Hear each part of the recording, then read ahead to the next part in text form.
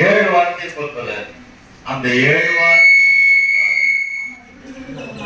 ஒவ்வொருத்துக்கும் தெரியும். நம்ம கிறிஸ்தவ ஜீவிதத்துல இருக்கிற மக்கள் ஒவ்வொருக்கும் அறிஞ்சிக்கணும். அதையாக மக்களுக்கு தெரியப்படுத்தணும். முதலாவது இந்த 7 வார்த்தை என்னன்னு முதலான வார்த்தை சொன்னாரு. ஆண்டவர் மன்னிக்கிறதா சொல்றாரு. முதலாவது வார்த்தை அவர் இருக்கிறதுனால 2வது வார்த்தை நான் கொடுக்குறேன். ஸ்தோத்திரம். லூக்கா எழுதின சுவிசேஷம் 23வது அதிகாரம் 43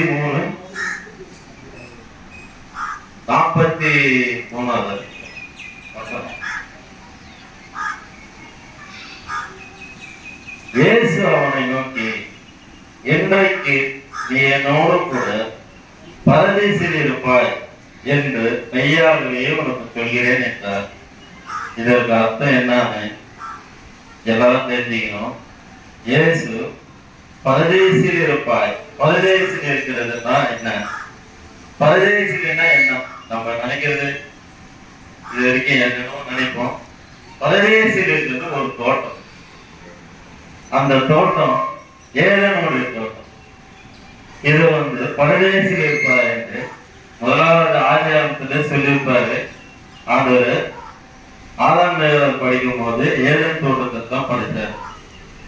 அதுல இந்த பரதேசின்றது ஏதேன் தோட்டத்தை குறிக்குது.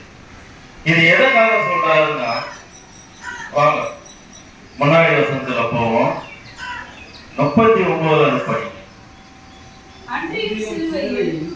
அறியப்பட்டிருந்த குற்றவாளிகளின் ஒருவன், நீ கிறிஸ்துவனானால் உன்னையும் எங்களையும் ரட்சித்துக்கொள் என்று அவர் எழுதினார். இது எதற்காக சொல்றாருன்னா, ஆண்டவர் சிலுவையிலே அறையும் போது 2 கல்லறைகளை கூட போட்டிருந்தாங்க.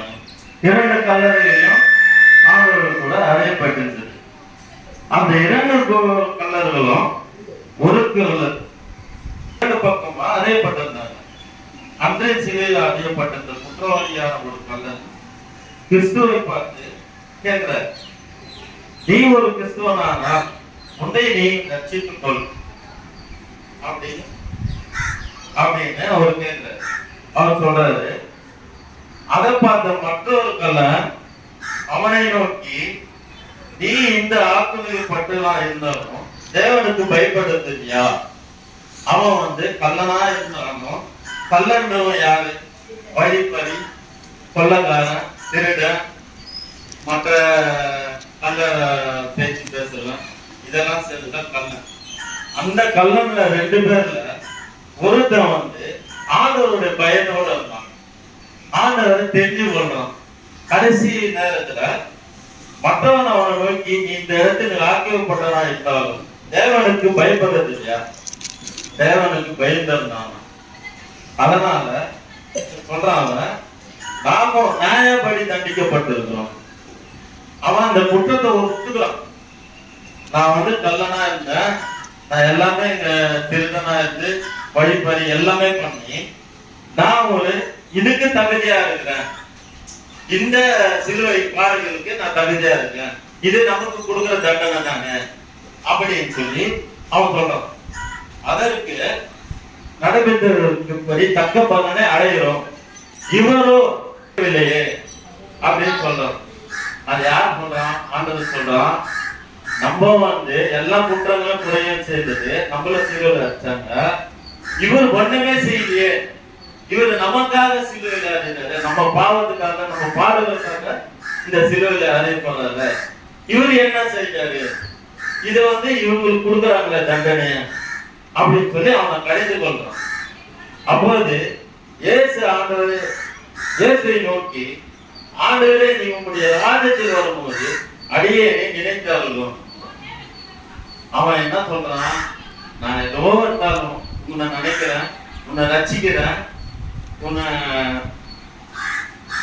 உங்களுக்கு உண்மையா இருக்கிறேன், உங்களுக்கு உங்களுக்கு நான் உண்மையா இருக்கு, நான் உங்களை தூசிக்கல. நீங்க அவன் முன்கூட்டியே தெரியுது. ஆண்டவர் இவ்வளவு கஷ்டமா அவர் பரலோக ராஜ்யத்துல திருப்பும் அவர் நிற்பாரு. அந்த ராஜ்யத்துல என்ன ஒரு பங்களிப்பா, என்ன ஒரு பாத்திரமா மறையாத எரியும் சொல்லிட்டு அவன் கேட்கிறான். அப்போது இயேசு அவரை நோக்கி அதுதான் சொல்றாரு, என்றைக்கு நீ என்னோட கூட பரதீசில் இருப்பாய். பரதேசி இருக்குது ஏதேன் தோட்டம், பரலோக ராஜ்யம், அது 3ஆம் இடத்துல இருக்குது.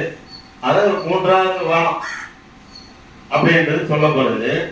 அதுல ஆண்டவர் சொல்றாரு, நீ இன்னைக்கு என்னோட மெய்யாகவே உத்தரவாதம் கொடுக்குற, இன்றிலிருந்து என்னோட கூட பரதேசில் இருப்பாய்.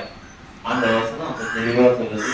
அவன் எவ்வளவு கஷ்டம், எவ்வளவு பாடுகள் பட்டானோ அவனை பார்த்து அவனுடைய நம்ம சரீரத்துல நம்ம இன்னைக்கு எவ்வளவு அந்த பாடுகளையும் எவ்வளவு கஷ்டங்களையும் பட்டிருக்கோம். ஆனா ஆண்டவர் கொடுத்த பாடுகள் யாராலையும் இதுவரைக்கும் ஒருத்தராலே பண்ண முடியாது. ஒரு சின்ன ஊசி குத்துனாலும் இன்னைக்கு நம்மளால முடியல. ஆண்டவர் நமக்கு அந்த பாடுகளை எவ்வளவு பெரிய பாடு. ஆனா அவர் அதையெல்லாம் அந்த பொறுப்பட்ட நமக்காகவும் நம்மளோட வாழ்வுக்காகவும் நம்மளுடைய அதுக்காக ஆண்டவரை நம்ம ஒதுக்கிட்டோம். ஆண்டவரை பற்றி தெரிந்து கொள்கிறோம். இன்னும் நிறைய கொடுக்கணும்னு தான் ஆசை. ஆனா இன்னும் தெரியப்படணும். நானும் அதை பத்தி நல்லா தெரிஞ்சுக்கிறேன். இன்னும் மேலும் மேலுமா ஒவ்வொரு வசனமா அறிந்து புரிஞ்சுக்கொள்ளவும் எல்லாருமே தெரிஞ்சீங்க. பிரதர் பண்றாரு நல்ல ஒரு முதலாக வார்த்தைய. ஆனா இன்னும் நிறைய இருக்குது அந்த வார்த்தையில. ஆண்டவர் ஒருவருக்குள்ள மன்னிக்கிறாருன்னா, ஆண்டவர் முதலாவது வரும்போது பரியாசம் பண்றாங்க, அவங்களே மன்னிக்க சொல்றாரு. கேலி கிண்டல் பண்றாங்க. ஆண்டவர் தெரியாத இன்னதே தெரியாத அவர் சோப்படியில் அடிக்கிறாங்க. இந்த மாதிரி அவருடைய வழியில் எங்கும் அவருக்கு போராட்டமா பிரச்சனை, இவர்களெல்லாம் மன்னிக்க சொல்றாரு. என்னுடைய அதையாத இப்ப செய்யறாங்க, அவங்களே மன்னிங்க அப்படின்னு சொல்லிட்டு தான் முதலாவது வசனம். அடுத்த வார்த்தை இது. 3வது வார்த்தை